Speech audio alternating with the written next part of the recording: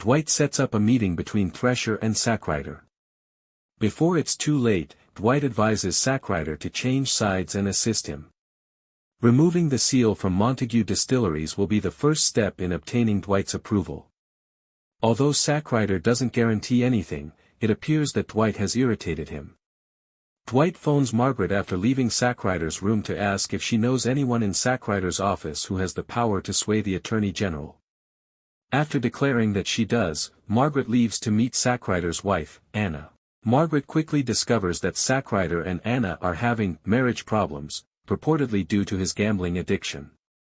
Equipped with this knowledge, Dwight and Margaret approach Thresher, but Thresher foils Dwight's scheme to coerce Sackrider into betraying Jeremiah. Thresher believes that attempting to gain Sackrider's allegiance will annoy Jeremiah, which will then cause some sort of controversy and harm his already successful election campaign. Margaret persuades him to take the chance since he will win if Sackrider supports him rather than the governor, who is fighting for re-election. Dwight reiterates his suggestion to at least schedule a meeting at Bread, 2 Buck with Sackrider. And Thresher gives in at last. Dwight, Margaret, Bigfoot, Mitch, and Grace watch from the surveillance room as Thresher and Sackrider take over the gambling booth. Thresher takes a very direct approach to bribing Sackrider after lecturing Dwight about how he doesn't know how to deal with the people of Tulsa, and Sackrider instantly withdraws. In order to make Sackrider enjoy his time at Bread, 2 Buck, Dwight virtually butters him up by sending Grace to deliver some casino chips. Sackrider becomes so pleased that he stops talking about the gubernatorial endorsement and goes to the tables to restart their objective. Mitch and Cleo had to render the policeman incapacitated.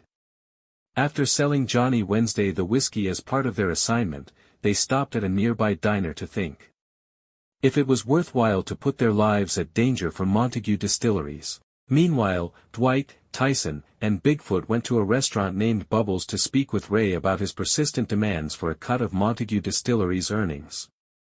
Dwight came down to brass tacks after some back and forth, accusing Ray of abducting Bill to make him submit to him.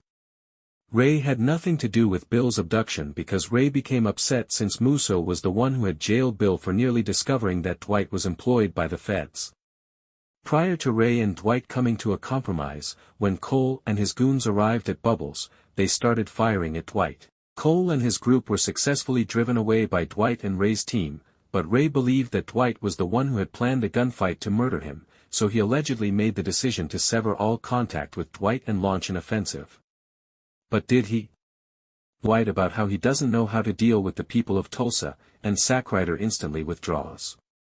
In order to make Sackrider enjoy his time at Bread, 2 Buck, Dwight virtually butters him up by sending Grace to deliver some casino chips. Sackrider becomes so pleased that he stops talking about the gubernatorial endorsement and goes to the tables.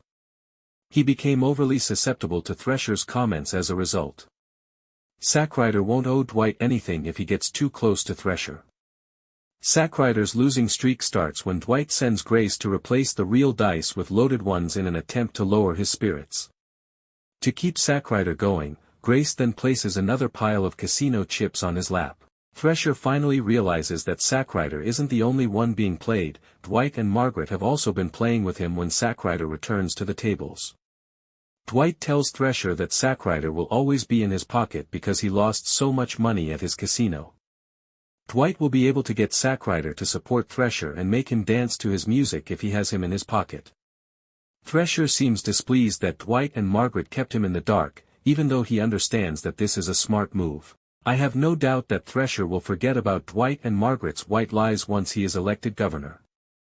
Returning to Sackrider, Dwight offers to cancel the debt if he becomes his man rather than Jeremiah's when he comes to him sobbing about his losses like a deity.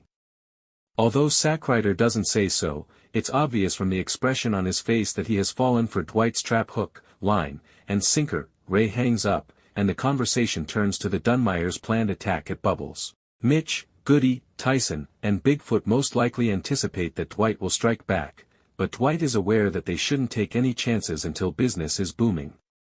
He therefore makes the decision to try to remove Montague Distilleries' able seal.